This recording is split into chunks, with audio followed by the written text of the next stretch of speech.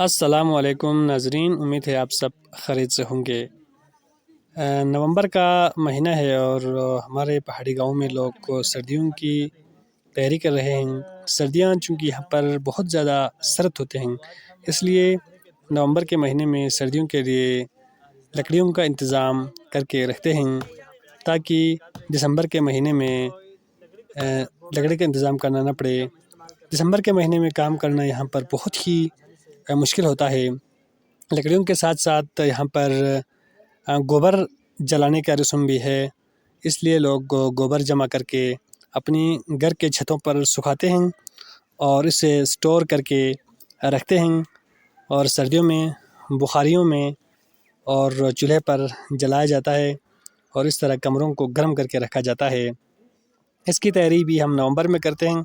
नवंबर के महीने में ख़ज़ान का मौसम यहाँ पर बहुत ज़्यादा खूबसूरत होता है।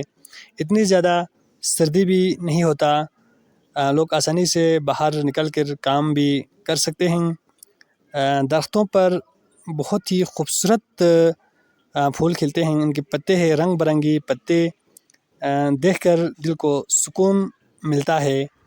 आइए हम आपको दिखाते हैं कि नवंबर के महीने में जो पहाड़ी गांव है वो कितना खूबसूरत दिखाई देते हैं। आप लोगों से गुजारिश है कि व्लॉग को आखिर तक ज़रूर देखिएगा और पसंद आए तो लाइक भी ज़रूर कीजिएगा। ये जो गांव है गुलशन कबीर है।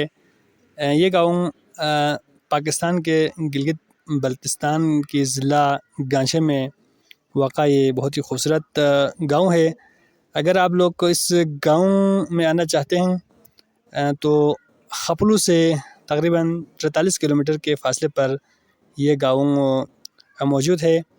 यहाँ के ब्रोक भी बहुत ही मशहूर है, बहुत ही खूबसूरत यहाँ का ब्रोक है और गांव भी बहुत ही खूबसूरत है। आइए हम इस खूबसूरत गांव की